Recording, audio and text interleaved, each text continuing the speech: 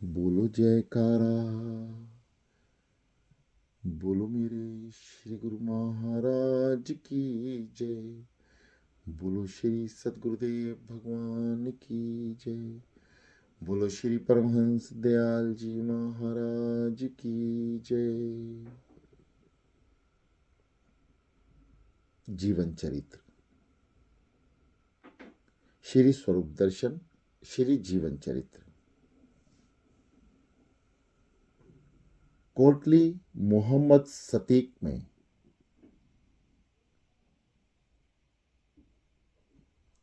आप एक चोर तो क्या 5 चोरों के साथ मिले हुए हो और उनकी आज्ञा अनुसार चलते हो। काम, क्रोध, लोभ, मोह और अहंकार, ये 5 चोर हैं।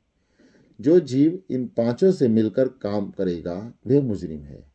इसलिए हम आपको चेतावनी देते हैं कि इन चोरों से बचो और सच्ची सरकार के कर्ता धर्ता ईश्वर के होकर गुरुवाणी का वाक्य है, काम क्रोध नगर बहु भरिया, मिल साधु खंडन खड्डा है। मंगल का व्रत। चकोड़ी आश्रम से श्री महाराज जी लगभग जनवरी 1934 में भकड़ेवाली आश्रम में पधारे। सदगुरुदेव जी के आगमन से प्रेमियों के हृदय में प्रसन्नता और उल्लास छा गया। दाता दीनदयाल जी अपने नियम अनुसार रोज सत्संग किया करते थे। एक दिन इस दास के शरीर के नाते के पूज्य माता जी होरकर जी सत्संग सुनने के लिए आई। सत्संग की समाप्ति पर प्रसाद बांटा गया। माता जी ने श्री महाराज जी से प्रार्थना की, कृपया मुझे अपने हाथों से प्रसाद दीजिए। महाप्रभु ने माता जी को थोड़ा सा प्रसाद दे दिया। उस दिन माता जी ने मंगलवार का व्रत रखा हुआ था। इस व्रत का नियम यह है कि दिन के पिछले पहर अन्न जल ग्रहण किया जाता है। माता जी ने दिल में विचार किया कि घर जाकर गाय ब्राह्मण की सेवा करके अर्थात उनको भोजन खिलाकर फिर स्वयं भोजन करके ये प्रसाद खा लूंगी। उनके मन में यह भ्रम हो गया कि बिना व्रत संपूर्ण किए प्रसाद क्यों खाऊं। यदि व्रत भंग कर दिया तो मंगल देवता भी श्री महावीर जी मुझ पर कोप करेंगे और मैं पाप की भागी बनूंगी। श्री महाराज जी के प्रसाद के प्रति जो दिल में भाव और प्रेम होना चाहिए था वह ना हुआ। जब ये बात कुछ सत्संगियों तक पहुंची तो उन्होंने माता जी को समझाया, श्री महाराज जी का दिया प्रसाद कोई साधारण चीज नहीं है। इसके खाने से हृदय शुद्ध होगा और पाप नष्ट हो जाएंगे।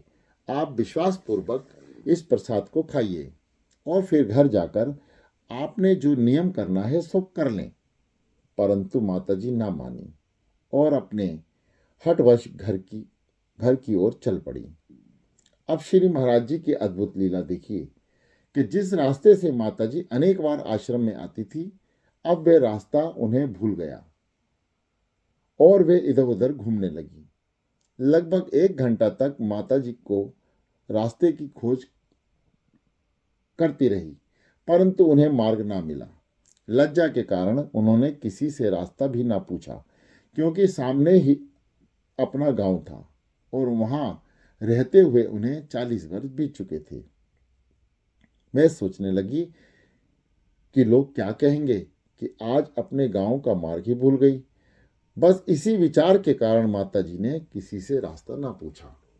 परंतु दिल में यह विचार आया कि यह सब गुरु महाराज जी के प्रसाद की निरादरी का फल है। यह विचार आते ही उन्होंने श्री महाराज जी के चरण कमलों का ध्यान करके प्रसाद खा लिया।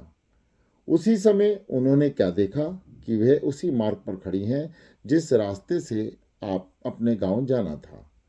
अब माताजी घर जाने की बजाय श्री गुरु महाराज जी के चरणों में आश्रम पहुंची और सदगुरुदेव जी को अपनी भूल की क्षमा मांगी। फिर माताजी घर चली गई। थोड़े ही समय में सब संगत को श्री महाराज जी की इस अपार महिमा का पता चल गया। नारद की कथा। एक दिन एक भक्त श्री चरणों में आकर प्रार्थना की, दाताजी माताजी ने बड़े विश्वास पूर्वक व्रत रखा हुआ था, फिर उन्हें दुख क्यों हुआ और वह मार्ग क्यों भूल गई उस भक्त की बात सुनकर श्री महाराज जी ने उन्हें श्री रामचरितमानस का ये प्रसंग सुनाया। राम विमुख लहिए विद समदेही, राम विमुख लहि विधि समदेही, सुर नर मुनि न प्रशंसे ही तेहि। भाव यह है कि जो अपने इष्ट देव से विमुख होकर किसी अन्य देवता से कल्याण चाहता है, वह देवता भी उसकी रक्षा नहीं कर सकते, चाहे वे ब्रह्मा के समान ही क्यों न बन जाएं। उस पर देवता मुनिजन प्रसन्न नहीं होते, इसके विपरीत वे उसे घृणा की दृष्टि से देखते हैं।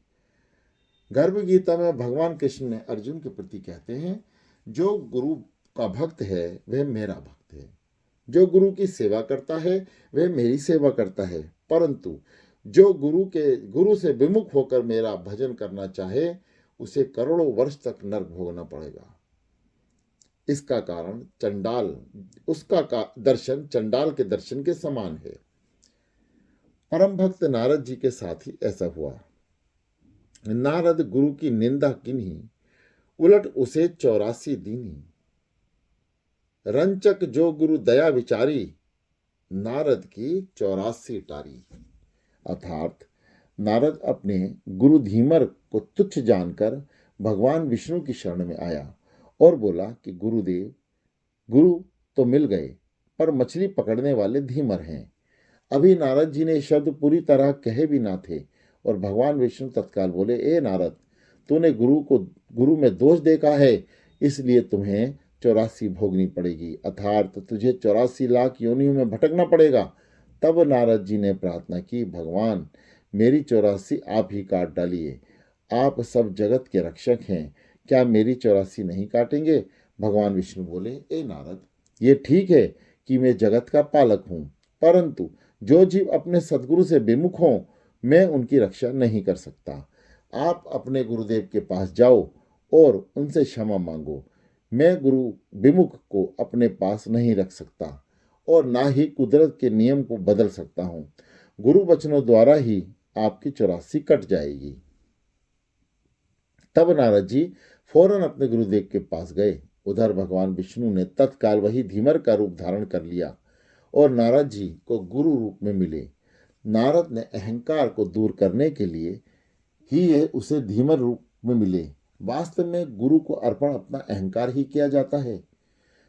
भगवान विष्णु ने इसलिए नीच धीमर का रूप धारण करके अपने भक्त को अहंकार दूर कर दिया।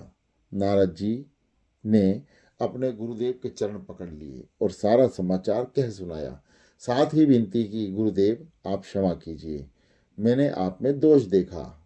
जिसके कारण भगवान ने कहा कि तू 84 लाख योनियों में भटकेगा, इसलिए कृपा करके आप मेरे 84 के चक्कर को काट दें। मैं आपका ही दास हूँ। जब गुरुदेव ने नारद जी की ऐसी नम्रता भरे वचन सुने तो उन्हें अपना शुभ आशीर्वाद देकर कहा कि ए नारद जी, आप भगवान विष्णु के पास जाकर पूछिए कि 84 कैसे होती है, मुझे उसका नक्शा बना दीजिए। जब भगवान विष्णु आपको नक्शा बना दें तब आप उस पर लेट जाना। यदि भगवान विष्णु आपसे पूछे कि क्या करते हो, तो उन्हें कह देना कि मेरे गुरुदेव ने आज्ञा दी है कि इसी प्रकार 84 भोगनी है। नारद जी ने गुरु वचनों का पालन करते हुए ठीक वैसे ही किया। जब भगवान विष्णु ने उनसे पूछा कि नारद जी आप क्या करते हैं, उन्होंने उत्तर दिया, मेरे गुरुदेव की ऐसी ही आज्ञा है, इस प्रकार आपके सामने ही 84 भोग लूं। यह सुनकर विष्णु भगवान बहुत हंसे और बोले, यदि आपके गुरु ने ऐसे ही कहा, ऐसी ही आज्ञा है, तो जाओ, आपकी 84 कट गई, आज से आप मुक्त हुए। इस प्रकार नारद जी का भ्रम दूर हो गया और वे जीवन मुक्त हो गए। श्री महाराज जी ने इन वचनों को सुनकर उस भक्त से प्रार्थना की, महाप्रभु जी, कृपा करके आप मेरी इस शंका का निवारण कीजिए कि नारद जी को गुरु ने ये क्या बताया कि भगवान विष्णु की 84 का नक्शा बनवा लो। श्री महाराज जी बोले, उस समय गुरु ने जो रूप धारण किया हुआ था उसी के अनुसार ही उन्होंने नारद जी को उत्तर देना था, ताकि उन्हें पता न चले कि गुरुदेव बहुत अद्भुत स्वरूप हैं। नारद जी को यह महसूस होता था कि मैं इतना तपस्वी होकर भी नीच की शरण में लाभ उठा रहा हूं और मेरी चतुराई किसी काम नहीं आई। सिद्धांत यह भी है कि 84 का बीज अर्थात नक्शा केवल नाम रूप है। इस जीव ने अपने नाम और रूप का मनन किया हुआ है, इसलिए हर योनि में इसे नाम रूप मिलता रहता है। भगवान विष्णु ने नाम और रूप मिलाकर जगत रचना का चित्र खींच कर दिया। मन रूपी नारद के आगे रखा और इसका मनन करो। यदि मन ने इसका मनन कर लिया तो ये जरूर 84 के चक्र को भोगेगा। यदि मनन ना किया अर्थात जैसे गुरुदेव ने समझाया था उसके अनुसार नक्शे को मंजूर ना किया तो ये जीव मुक्ति रूप ही है। गुरुदेव के वचनों से ही नारद की 84 और आवागमन के दुख दूर हुआ। निरंतर स्वरूप में स्थित होकर नारद जी को यह निश्चय हुआ कि अब मैं मुक्त हो चुका हूं। श्री महाराज जी के इन गुण वचनों को सुनकर अपनी जिज्ञासावश उस प्रेमी ने फिर पूछा, गुरुदेव, नारद किस भक्ति के प्रभाव से इस पद पर पहुंचा जिससे वे रोज विष्णु भगवान के दर्शन करने के लिए वैकुंठ से आता जाता था? कृपा कर इस प्रसंग पर प्रकाश डालिए। श्री महाराज जी बोले, कई धर्म ग्रंथों में ऐसा लिखा है कि नारद जी दासी के पुत्र थे जो अपने पहले जन्म में अपनी दासी रूप माता के साथ महात्माओं के आश्रम में जाकर सेवा किया करते थे। संतों की कृपा से उन्हें जो भोजन मिल जाता उसी से अपना गुजारा किया करते थे। इस प्रकार सेवा करते हुए काफी समय बीत गया। देव योग से एक दिन उस दासी का शरीर शांत हो गया। अब वे लड़का महात्माओं के आश्रम में रहकर सेवा करने लगा। नित्य प्रति प्रभु लीला कथा कीर्तन सुनने से उसकी बुद्धि निर्मल हो गई। समय पाकर उसका भी शरीर शांत होने लगा तो जिस तरफ उसकी नजर जाती उसे महात्मा ही महात्मा खड़े दिखाई देते। उसकी चित्त वृत्ति अंतिम समय में सद्गुणों में प्रवेश कर चुकी थी, इसलिए कानों में भी भगवान का गुणवाद की आवाज आ रही थी। अपने उत्तम संस्कारों के कारण वे दासी पुत्र धरती से ब्रह्मलोक में चला गया और उसका दूसरा जन्म ब्रह्मा जी के पुत्र नारद के रूप में हुआ। सात्विक वृत्ति से सतोगुणी विष्णु रूप ही हो गया। भगवान ने उसे प्रसन्न होकर वरदान दिया कि ए नारद जी, तुम मेरे हृदय हो। गोसाई तुलसीदास जी ने नाम का प्रभाव बताते हुए कहा है, नारद जनेऊ नाम प्रतापु, जग प्रिय हरि प्रिय आपू। भावार्थ यह है कि नारद जी ने प्रभु नाम के प्रताप को ऐसा जाना, अर्थात नाम जपने से नारद जी भगवान को इतने प्रिय हो गए कि जिस भगवान विष्णु ने सारा संसार जपता है अर्थात सभी भक्त उनके नाम का स्मरण करते हैं, वही भगवान विष्णु स्वयं नारद का स्मरण करते हैं, अर्थात उन्होंने नारद जी को अपनाया है। श्री महाराज जी के प्रेम भरे इन वचनों को सुनकर उस भक्त के सारे संशय दूर हो गए। सिद्धियों से वार्तालाप। सर्दियों के दिन थे। एक दिन श्री महाराज जी ऊपर चौबारे पर विराजमान थे। महाप्रभु के आगे चौकी रखकर भोजन की थाली परोसी गई। स्वामी अभेदानंद जी ने गर्म पानी से हुजूर के हाथ धुलवाए और श्री महाराज जी अपनी मौजवश स्वामी अभेदानंद जी और स्वामी अजूनियानंद जी को कमरे के बाहर भेज दिया। ये दोनों महानुभाव कमरे के बाहर बैठ गए। दाता दीनदयाल जी ने कमरे का दरवाजा बंद कर लिया। महाप्रभु के सिवाय कमरे में दूसरा कोई और नहीं था। इतने में स्वामी अभेदानंद जी ने कमरे के अंदर से वार्तालाप की आवाज सुनाई दी। ये दोनों मन में विचार करने लगे कि श्री महाराज जी के सिवाय कोई और दूसरा व्यक्ति कमरे में नहीं है। फिर ये आवाज किसकी आ रही है? कमरे के अंदर हमारी आज्ञा के बिना दर्शन करने के लिए कोई जा नहीं सकता। लगभग 1 घंटे बाद श्री महाराज जी कमरे का दरवाजा खोलकर स्वामी अभेदानंद जी और स्वामी अजूनियानंद जी को अंदर बुलाया। उन्होंने इधर उधर दृष्टि दौड़ाई, परंतु श्री महाराज जी के अतिरिक्त वहां कोई दिखाई नहीं दिया। उनके आश्चर्य का कोई ठिकाना ना रहा। जब उन्होंने भोजन को भी वैसे ही गर्म देखा अपने निजी सेवकों को हैरानी देखकर महाप्रभु ने भोजन के बाद उनसे सत्संग करना शुरू कर दिया। श्री महाराज जी बोले, आप नित्य प्रति विनती में ये दोहा बोलते हैं, गुरु समरथ सिर पर खड़े, क्या कमी तो है दास, रिद्ध सिद्ध सेवा करे, मुक्त न छोड़े पास। श्री महाराज जी बोले, जो पूरे संत महात्मा और सदगुरु होते हैं उनके द्वार पर आकर रिद्धियां सिद्धियां अनेक रूप धारण करके सेवा मांगती हैं, परंतु वे संत उनमें नहीं फंसते। जो उनके पंजे में आ गया उसका एक दिन जरूर पतन हो जाएगा और मान प्रतिष्ठा पाकर वे माया जाल में फंस जाएगा। जो साधु महात्मा मठधारी गद्दियों का महंत बनने का लोभ रखते हैं, मानो वे लोग योग भ्रष्ट हैं। जिस माया जाल में अज्ञानी गृहस्थी फंसे होते हैं, ईर्ष्या द्वेष में पड़कर वे साधु भी एक दिन अपने रास्ते से भटक जाते हैं। इसलिए सच्चे साधु को सदा सावधान रहना चाहिए।